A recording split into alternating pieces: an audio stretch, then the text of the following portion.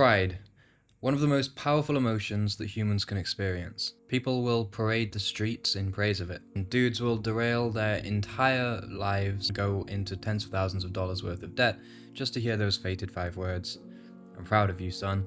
Many UFC fighters will go to war for a single hit of it. It's the button that politicians press when they want more votes. It's also on the list of the 7 deadly sins.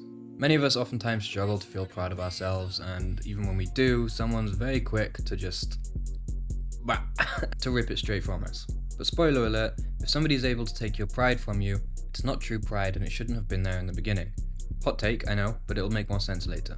I've been thinking about this for a while because I know how powerful of a motivator pride can be for me personally, but I can't help but feel a sense of caution whenever it arises, like a quiet warning alarm sounding in the background whenever I pat myself on the back. At least that was until I came to a couple of realizations that turned it from a roller coaster of emotions with highs and lows into a steady and reliable source of motivation, and one that doesn't fuck with my ego too much. So how did I make that change? As with most elements of personal growth, it began with a single differentiation between 2 concepts that were originally merged. I learned to distinguish virtues from faculties. So what's the difference? A faculty could be something like charisma, or wealth, or intelligence. What do those things have in common? They're all conditions presented to us rather than actions taken by us. This differs from virtues, which are things such as honesty, courage, diligence, and persistence. They're all things that you do, they come from you, not at you. You don't realize that they're there, like you do with charisma or intelligence. You speak them into existence. You have to actively instantiate those things within yourself. No matter what the conditions are of your psyche or environment, those virtues are always a choice. It's always a card you can play. For instance, you could be naturally very socially confident or very shy, both of which are conditions which set the ceiling of possible action in social contexts at different heights. But courage is how close you're willing to get to that ceiling, how much you resist the psychological current against which you find yourself swimming.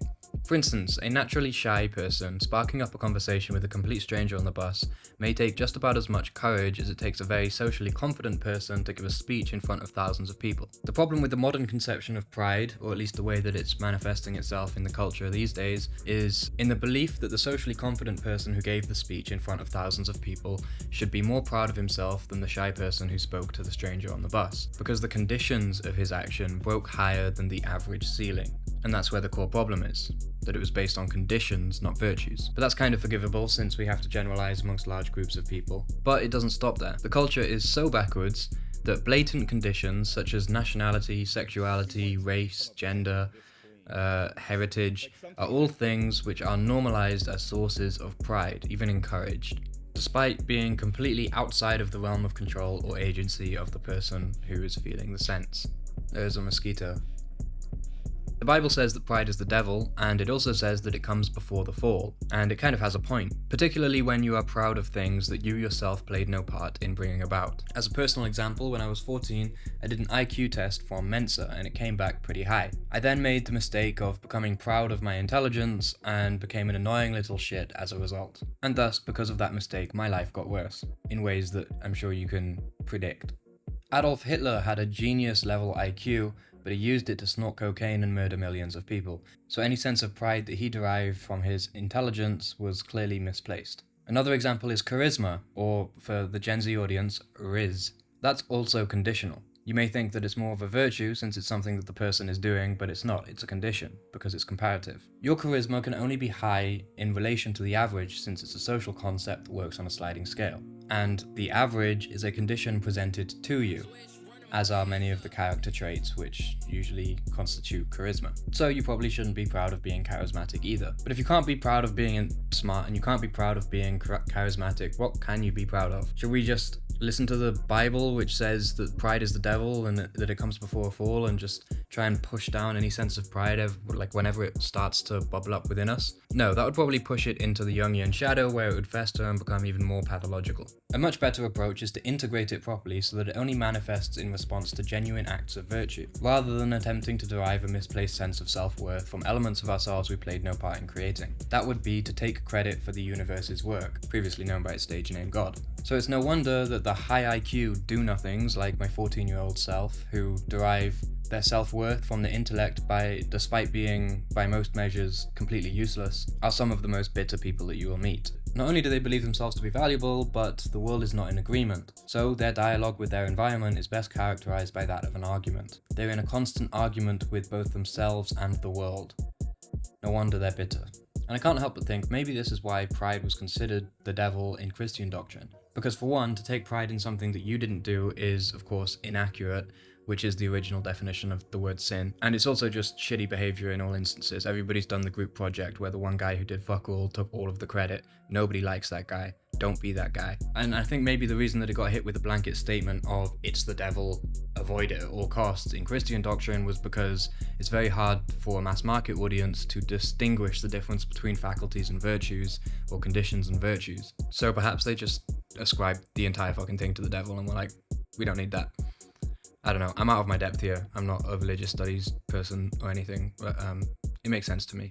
So how do we properly integrate pride so that it doesn't send us down the wrong road, spending tens of thousands of dollars on degrees just to hear the words "I'm proud of you," or take us on roller coasters of emotion where you hit your new PR in the gym and feel like the man for about 5 minutes until the next guy gets on and uses it as a warm-up. And just generally so that we don't turn into annoying little shits like the guy that I once was. Well, as always, we need an action item. What is the action item? Ask yourself, from what sources do I derive my sense of self-worth? And once you figured that question out, ask yourself, did I do this or did I receive this? Did I find this? I'm looking at you, selfie girls. You shouldn't be proud of your face.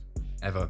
Be happy with it, sure. Be confident in it, definitely. But that sense of pride is a misstep that's making your life worse, not better. It's cool to be happy with elements of ourselves that we didn't directly do, obviously, but we have to credit them to something else by definition since it wasn't us who did them.